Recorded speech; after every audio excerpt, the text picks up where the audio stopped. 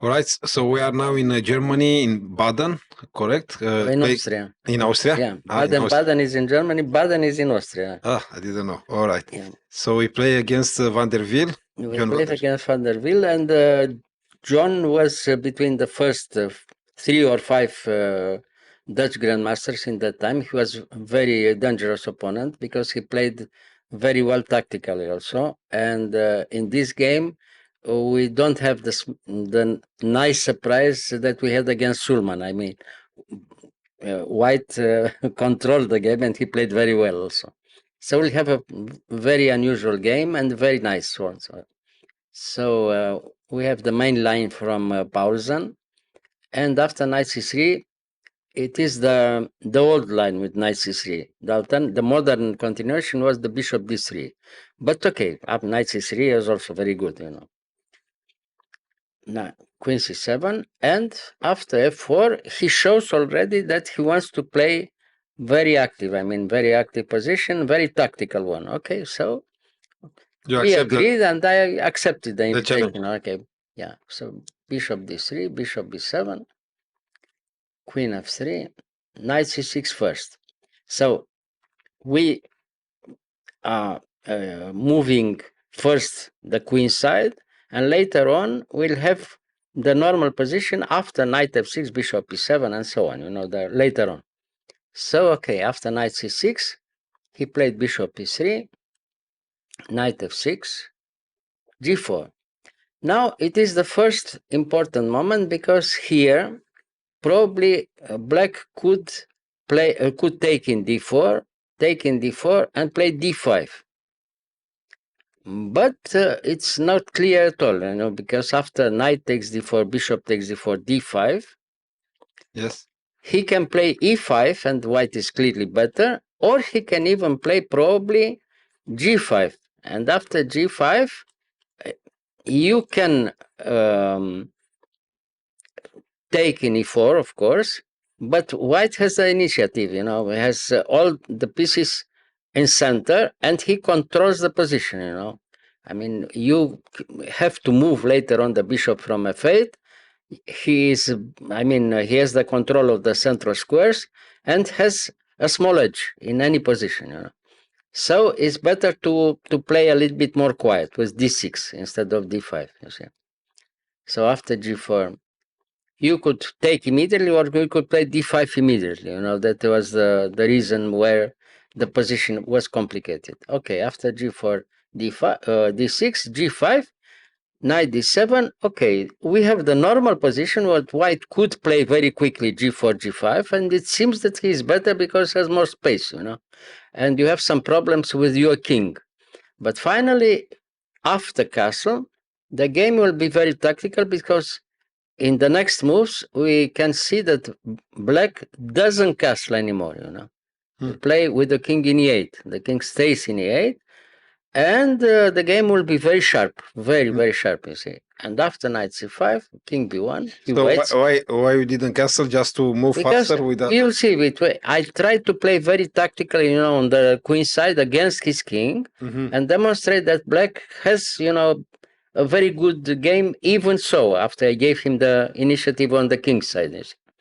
So after knight b4, he played queen h3. I took in d3. He took. Then here b4, knight e2, everything is forced, you know. So knight e2, the only move. Queen d7, with protecting b5, and d6 also. And we have time to come with the pawn in a5. So here you want against the sacrifice. Sometimes maybe he wants to attack twice in e6 with f5, g6, you know. It's very tactical position. It's not clear at all. For instance, if you don't play immediately queen d7, yes, one of the ideas was to play maybe or f5 very quickly or g6 immediately, because after g6 you can't take with the pawn from h7, and if you take with the other pawn, then the pawn e6 was weak, you know, and if you lose the pawn in e6, it's better for white. Yeah. So you have to be careful with black. So queen d7 is a good move. Rook f1, he prepares everything, a5, and now knight c1. Okay, knight c1. has no better move, because if he played immediately f5, after e5, black is okay. Black, has control on the central squares. So instead of knight c1, but knight c1, okay, he prepares everything. Here e5 and black is all right. So he played first knight c1, and that was the game. Yes, Yes, okay. yes, yes. And here I took in e4, and it seemed that black is almost winning, because now if he takes back in e4, after bishop takes e4 check, king a1, and bishop takes f5 with 3 pawns against piece, black is clearly better. Only black can win. You see. But now it was a very unpleasant surprise. I took in e4. Well, it seems black has an excellent position. Yeah. And after knight takes e4, king a1, very big surprise. Now what to do? If you go back with the knight in c5, he has time to take immediately in c5. You take, and knight e5, knight takes e5. He recaptures the pawn, and your king is still in the center. And after move f6, if you move the queen, for instance, let's say queen d5, queen d5. Now after f6, it's very, very unpleasant. It's almost winning for white, because you have a very weak king, and Yeah. he has attacking chances, and it's I mean, It's not nice. very, very dangerous, here. So now, unfortunately, you have to sacrifice a piece. So what to do? I play knight c3, and starting from here, the game is unbelievable. You'll see. The next phase like this would be very unclear. So still wanted to give away that knight. Yeah, but he has to take in c3, of course, because he. In meantime, he lost a pawn. If he doesn't take in c3, he can resign in a few moves. So now we have the result. Black gave a piece for 2 pawn. Yes. The position is very tactical. It's not clear at all who is better. Normally, if he has time to consolidate, white is better because he has piece for 2 pawns. Yeah. But the position is very unclear because the king in a1 is still, not safe at all. Yeah. The king in e8 for the moment is all right. It's not attacked by something. And black can play. Black is ready to play for a win. But white also, this is the problem.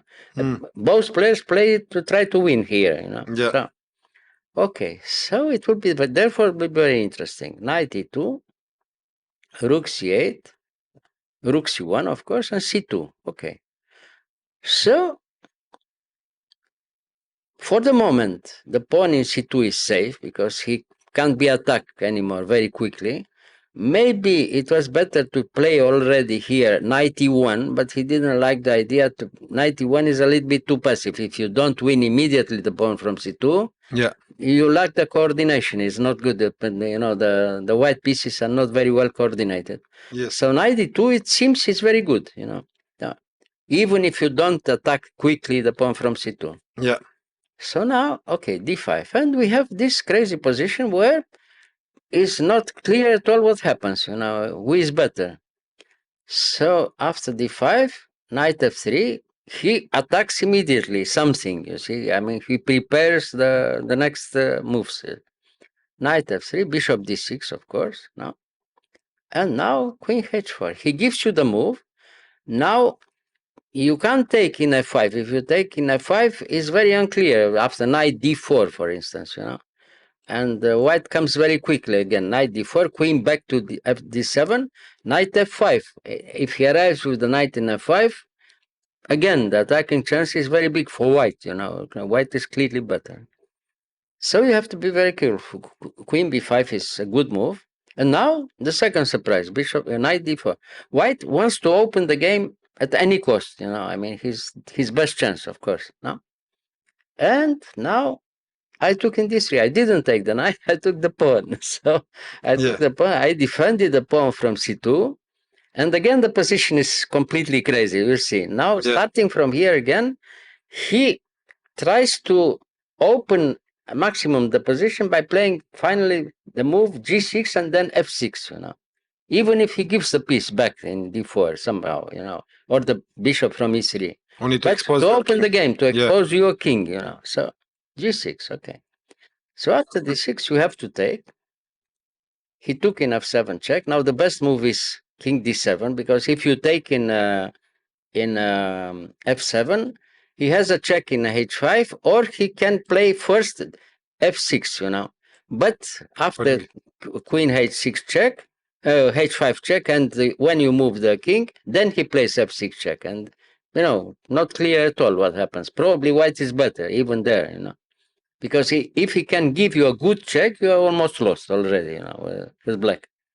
So again, you have to be very careful. But now, after king in this position, he has time to advance the pawns, and finally he comes in a few moves with 2 pawns in f7 and g7. It seems very, very dangerous. Yeah. Yeah. Yes. So, and now everything is forced. Now I took in d4, and I accept in the fact that he takes finally in g7. It seems, very, very Winning. strong for white. Yeah. But here, black is much better. Again, now after queen e6, he has to trade queens. Because if he takes with the queen in g7, after rook f8, everything is clear. He can't move, and he's piece down. And the king from a1 is under attack. After d3 or bishop e5, he's lost already. So he has to take. But why not take the pawn on G7 with the pawn? Well, if he takes in g7, after d3, again, we have the threat, the terrible threat, bishop e5 mate. Yes. We give the rook. The rook doesn't matter, here. The important thing is to give mate to the opponent, the opponent king. So now queen g4 check first, so queen g6. Now he took, I took, and f takes g7. And now, okay, what to do here? I mean, he tries to, to attack both rooks somehow. But after d3, again, he's lost, in this position, because the rook doesn't matter, Yeah. And this, the terrible threat, bishop e5 mate, So, Yes. again. So he took, I took. Knight d4 check. He had this move, because if he doesn't have this move, he can resign immediately, So after king d7, it's clear that he can't, queen, because it's too late, I mean, he's protecting the square f8 is protecting twice, has no time. So, okay, after rook f8, king b2, and now big time trouble, and I forgot the fact that I could take immediately in f7, because he has no time to give check in e5. You see?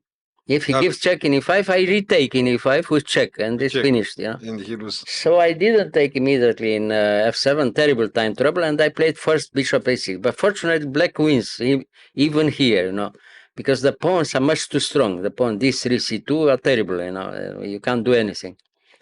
So we have the next fight where black has to win again, but it's not so complicated, So knight d2, bishop e5 check, king a3, the only move, bishop c3. So rook f2, okay, king d6, Zugzwang, now again, you can't move anything. You are forced to move only with your king, you see here, because all the other pieces are in complete defensive. So he played king b3. I moved the bishop to d4. He moved in f3.